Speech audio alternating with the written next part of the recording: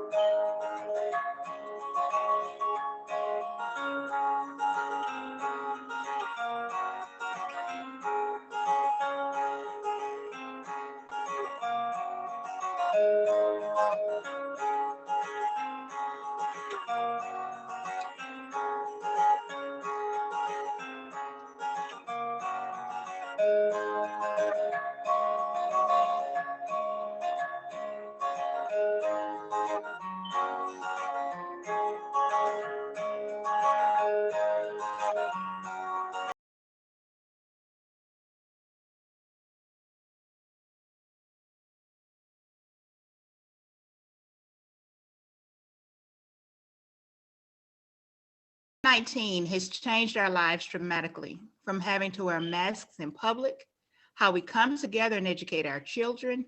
Remote learning has our parents, teachers, and students in a unique situation when providing instruction. Not being in a traditional face-to-face environment can provide obstacles to those involved.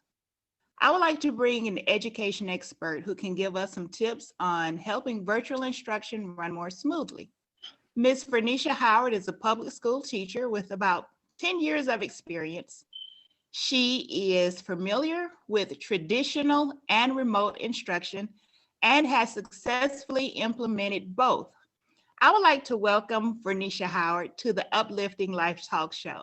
Hello, Vernisha, and welcome. Thank you for being here today. Thank you for having me, Ms. Robinzine. I appreciate we go way back because I did her student teaching. I was her student teacher advisor about 10 years ago. So I'm happy that she's doing this for me. All right, so I'm going to start now. The media is always saying that online instruction is not working. Do you agree with that statement? And why do you think many people are critical about remote learning? Well, of course, everybody's critical about remote learning because everybody is comfortable being in the regular classroom where you drop your children off and you go to work and they do whatever it is that they have at school and that the teacher is solely responsible for their actions at school. And then when you come, they come back home, then they're in your care again. But just having to adjust, being that we are all now at home, and being that we all have both work and we have to make sure that our children are getting their education, those are, very unique challenges. And we were not prepared to do them nearly as long as we have been in. Like, honestly, it's a miracle that we are currently still here. And it's been a year. It's about to be a year in March. So, I mean, It's just the adjustment piece, which a lot of people still have not done, because they feel, that us teachers are glorified babysitters, and that, if my child is failing, this is your fault and that you need to figure it out. And, there is no sense of community.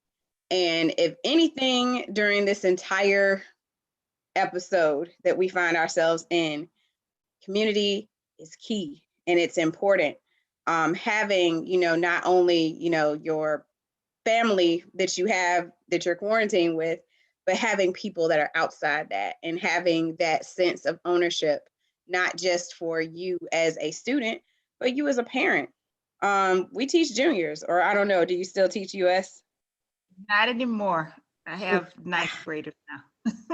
Lord, bless you, because I couldn't do it. No, ma'am. I did 8th grade one semester and I was like, I need to go back to 11th grade. I'll tell you off camera my theory for that. But anyway, go ahead. But yeah, it's just a hard adjustment, and we all just need to learn how to adapt. Humans adapt. We have always been adaptive as a species, so this is no different. And we have done remote before. Of course, you are a historian just like me, and I'm constantly looking for other ways and other times in which we have found ourselves in the same predicament. It's not something that hasn't happened before. So of course, everybody's panicking because the majority of the people that were alive during the first time that this was happening they're dead. So they don't really have any input or whatnot. But this has happened before. We've done it before. It was difficult even then, but somehow or another, people still managed to survive and thrive and have meaningful lives, despite the fact that their lives may have been paused for about a year or two. Right. Okay. Thank you. What challenges have you seen with parents to cause you to want to post remote learning tips on your social media? They're just constantly complaining. And I, as a teacher, have to learn how to rephrase my thinking as well, because we all constantly complain about, oh, well, the children aren't doing their work. The parents don't care when I, contact them. So we have to reframe the situation and realize that we are only in control of so many elements, and that we can only do what we can do. So from my standpoint, I had a health crisis last year. I got diagnosed with high blood pressure. So I know it was because of the stress of the job. You teach a testing subject, and no matter what, even in the midst of the pandemic, they gave us a brief pause, and then they come back the following semester saying, yeah, so testing is still on. We don't care that it's pandemic. And I'm just like, if that wasn't the biggest slap in the face, like for not just teachers, but for students, like you're basically saying, we don't care that you're losing your house. We don't care that there's food insecurity. We don't care that you have family members that are dying, that are in the hospital. I can't tell you how many emails that I've gotten of family deaths, and just within the school, like the emails, pray for so-and-so's family. They just lost so-and-so to COVID. So it's just the insensitivity of it. I just believe in being more proactive, which is why I started doing what I did, or what I've been doing on my social media. It was born out of frustration. So it was just like, okay, I'm not going to complain. Let me help. So the issue is parents checking grades. Hey, parents, have you checked your kids' grades? Do you know how to access their grades? If you don't, email their teacher. Very simple. Communication is key, especially in this current environment that we have. You and me talking, regardless of whether I see you on the video or whether it's an email, communication is key. And I've been really, really upfront with my kids this semester. If you are going through something, if something is happening at your house, I need to know these things. I can't grant you grace if you don't say anything. I don't know that your grandmother is in the hospital. I don't know that you are working 40 hours a week if you don't say anything. So Okay. communication is really, really, really important. Okay, thank you. But what strategies can you suggest to parents to keep their children engaged with virtual learning? For one, check in and pop in for once in a while. Like, they're usually just sitting there with the computer, and they usually have their cameras pointed up to the ceiling, so you don't even see their faces. So you don't really even know exactly what they're doing. But pop in on their classes. Just show up one day, and ask them. Very simple. If you can, you know that your child is engaged in their material if they can tell you at least a 2-sentence summary about what they were doing today. If they can't do that, Right. that means that they weren't paying attention, or they weren't there, or they fell asleep, what have you. Simple stuff like having 5-minute conversations here and there, and they don't even have to be like a 30-minute synopsis where you have a beginning, a middle, and an end.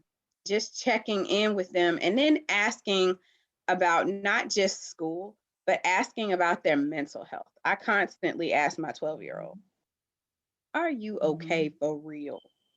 Like, Right. literally, I was on my Twitter today, and somebody said that these kids that are currently in school right now have no one to relate to. Literally, they have no one. You're growing up in a pandemic. You're seeing systematic racism trying to be dismantled. You see constant police brutality. You All right. see, So all of that stuff. So that's yeah, true. That's true. Well, thank you so much for that input. And hopefully and I'm pretty sure the information that you gave today will help with this new type of instruction that we have today while we're living during this COVID epidemic. Thank you so much, Ms. Howard. I very appreciate welcome. your time.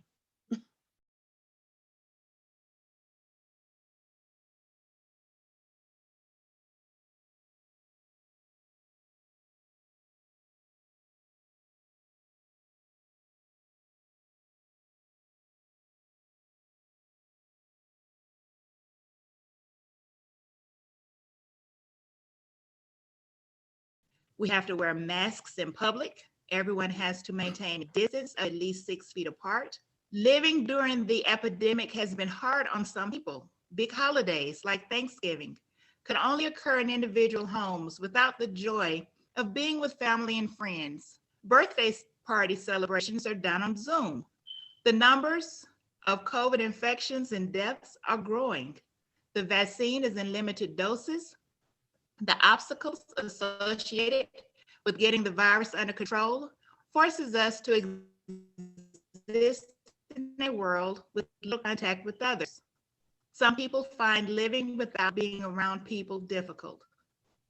I invited therapist, author, and COVID-19 mental health expert, Faust Ruggiero, to answer a few questions and shed some light on making life under the coronavirus pandemic bearable.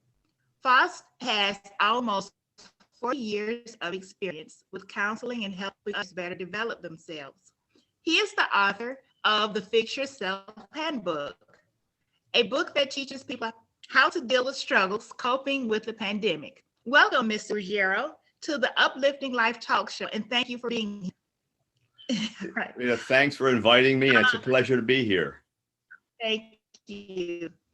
Some individuals have a hard time adjusting to not being around people and loved ones during this time. There are still those who ignore the guidance of the Centers for Disease Control and socialize anyway. People are still going around others outside of their household. Visiting and attending events have, in many instances, caused the coronavirus to continue to spread. What would you say to those individuals to help them put off celebrations and gatherings until this crisis is under control? What happens in these situations, Rita, is that we get emotional. Our emotions take over.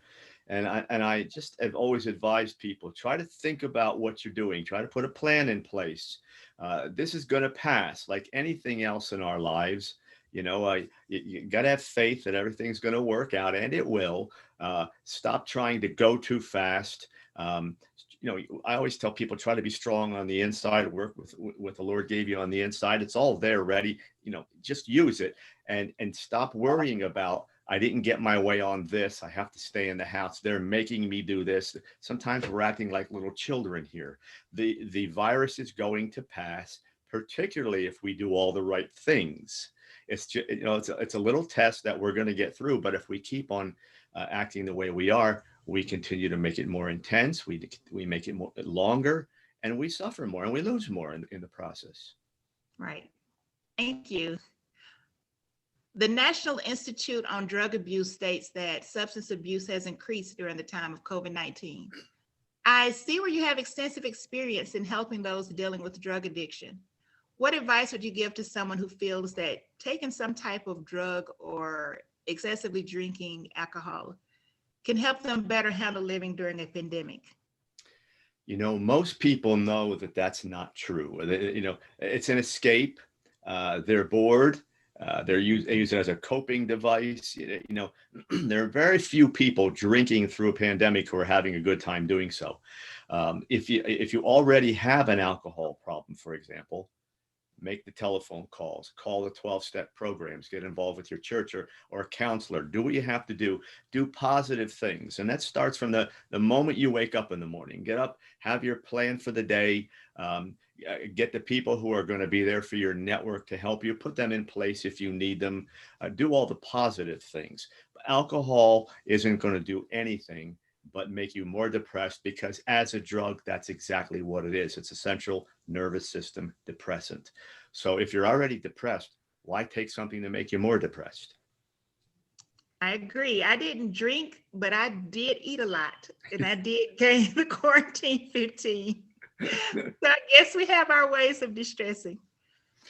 The major holidays that involve being with friends and family have passed. There will still be birthdays, and Valentine's Day is right around the corner. How should people celebrate these holidays to not become depressed from being around their loved ones? The thought that I keep in mind is, I want to be here to celebrate next year's. So to take all the risks, and it's not just us. We may think we're strong enough, but it's, we can be carriers. We can take it to elderly people or people who are already physically challenged. Do the Zoom things, do what you have to do in those kinds of things. Enjoy yourself that way. But if you're going to have contact, you take the risk that something's going to happen. People said that it wasn't going to happen, and we had Thanksgiving and Christmas, and we know what happened. Lots more people died. We have Easter right around the corner, and things like the Super Bowl and Valentine's Day, and there's always going to be those things. Just try to think for the long term, and with big picture thinking. If you do that, we're going to be okay. We're going to come through this, and there'll be many more birthdays and celebrations around. But let's get through. Thank you so much for your insight during this coronavirus pandemic. I think you're just asking me what it is, if people, how to deal with it when you're alone and there's no support systems, and a lot of people live alone, right. and they don't have anywhere to go, or they're elderly. And again, if that's the case, and that's you're struggling, there's usually at least one or two people to reach out to. Don't get to the point where you now cut off contact. Call people. Call the church, call your friends, call anyone, and just tell them you need some help. That's all. Don't be afraid to ask for help. You may need it this time. The next time around, you're going to be the one helping someone else. Just keep that in mind. It's not charity, and it's not something that is going to make people say, gee, I have to go help this person now. We're all going to be there. That's what we do. We're in service of other people. That's what we do. And just don't be ashamed to do that. You reach out now, someone will reach out to you later. Okay, thank you. All right, last comment. Please give one example of how a person can live an uplifting life despite the coronavirus. The key to that is always to have something to get up for every day. What people are doing is they're getting depressed. They're changing habits. They're not doing the things they should do: exercise, proper eating, sleeping, all that's good schedules. Stay on schedule. Do what you have to do to make your body, your mind, your emotions, and your spirit feel good. That's what we're all about. If you have church services, go. If you can't, they're online. If you have meetings you normally went to, go there. Continue to have something to work for. If you kind of got behind a little bit, create something to do. I don't care if you take up painting or writing or have a blog, do whatever you do, but get up every day and have something to do so that you're talking to people. Here I'm in the Northeast, I'm in Pennsylvania. We're having a blizzard today and I get to talk to you. So it's a good day. I mean, there's nothing wrong. Reach out, have something to do, create. If it's not there in front of you, create it and then go have fun with it.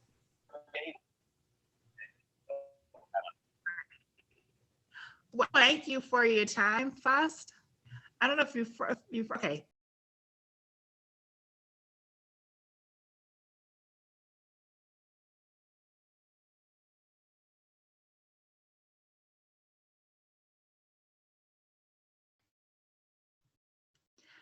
First Peter 5:7 states, cast all your anxiety on him because he cares for you.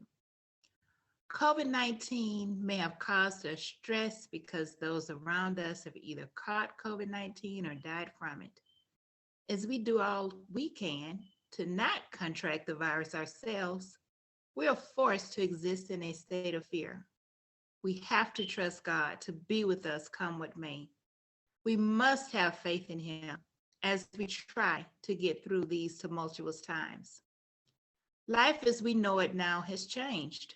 We can no longer socialize with our friends and family like we used to do before the epidemic began. Children are learning remotely. We have to take the necessary precautions, such as wearing masks in public. We may ask ourselves, where is God in all of this? The answer is that he is with you. Reach out to him through prayer when you find it difficult to go another minute with your grief. Give a word of encouragement to make someone's day. Hopefully we can find some positive aspects as what is happening. There are vaccinations. People are adjusting to not being around others.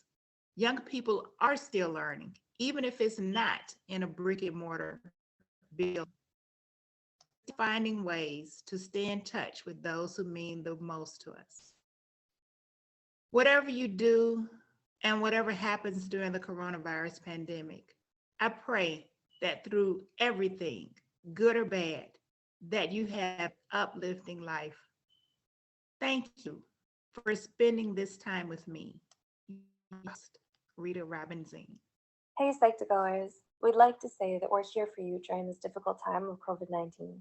Stay safe, everyone. The coronavirus pandemic is affecting all of us right now.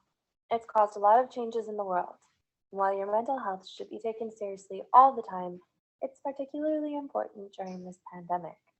So here are 10 ways that coronavirus affects you mentally, and we're here to validate those experiences in case you feel like you're alone in them. Number 1, mob mentality and panic buying. There's a lot of panic going around, and it's worsened by mob mentality, which is when people are influenced to behave in an overly emotional way by those around them. Even though stocking up sounds like a good idea, hoarding too much will lead to a shortage for others who really need it. Some people might hoard because of their belief that there isn't enough for everybody, but there is. 2, feelings of emotional isolation. Social distancing means we have to keep physical distance between ourselves and other people. It's the responsible thing to do to flatten the curve. But being physically isolated can lead to feeling emotionally isolated. Loneliness is the last thing anyone wants to feel in times of crisis. So be sure to reach out to friends and family. Take advantage of technology that allows you to feel connected to loved ones across great distances. 3, boredom. Even when you're working from home, being quarantined inside your house for a long period of time can make anyone feel uneasy. This is especially true for people who are extroverted and aren't used to staying in. It's important to know you're able to conquer boredom. Make a list of things you've been meaning to do, like hobbies to start, books to read, home projects, games to play, and so on. 4, overconsumption of news and media. People have constant access to the news all the time, and sometimes it can be filled with inaccurate information that only intensifies your fears. So make sure your sources are credible and factual. especially when you share it online. While it's good to stay informed, too much can also negatively impact your mental health. Be mindful of how much time you spend consuming the news, especially during this pandemic. 5. Added stress to your life. Life was stressful enough with work, school, and relationships, but with the pandemic, it could make it much more difficult and stressful to manage everything. Approaching stress with a calm and practical perspective is essential. In fact, the Center for Disease Control's coronavirus webpage includes a section on managing stress. It's important to remember that this situation is temporary and that we'll make it through this together. 6. Worry about loved ones. Although it's good to be concerned about other people and how they're doing during this time of crisis, too much worry can increase the stress hormone in your body and suppress the effectiveness of your immune system. The best way to keep yourself and others healthy, especially the elderly and immunocompromised people, is to stay home. Use text or video chat to stay emotionally connected with them and make plans for when the quarantine is over. 7. Stress about finances. Since all non-essential employees have been told to stay home, many are now out of work. Going without a paycheck is stressful and can bring up other financial troubles. The American Institute of Stress found that 76% of Americans cite money and work as their leading causes of stress, which speaks to how extreme the issue is. But being stressed all the time can lead to other health problems. 8. Normal schedules and routine is interrupted. The new coronavirus preventative measures have caused a lot of interruptions in people's schedules and routines, such as going to work, school, the gym, going to your favorite restaurant, and so on. While it can be hard to adjust to all the new changes, have faith. This is going to be temporary, and we'll soon be able to get back to our normal routine when the outbreak dies down. Perhaps this is a great time to binge watch your favorite TV show on Netflix that you didn't have time to watch before the lockdown. 9. Concern about your physical health. Of course, we're all worried about our physical health during this outbreak, but being excessively anxious all the time can also affect your mental health. In this time of difficulty, make your health a priority by taking the necessary precautions against the spread of the virus. Make sure to eat healthy and move your body. Practice self-care as often as you can. And 10. Concern about the world. It's natural to feel anxious during this pandemic, but too much anxiety can be detrimental to your health. Remember that we can only control our own actions. So wash your hands frequently, don't touch your face, stay home, and remind yourself that by following these rules, you are doing your part to help everyone else. We all have to do our part to weather through this crisis. So stay safe, practice social distancing, be kind to other people, and take care of yourself both physically and mentally.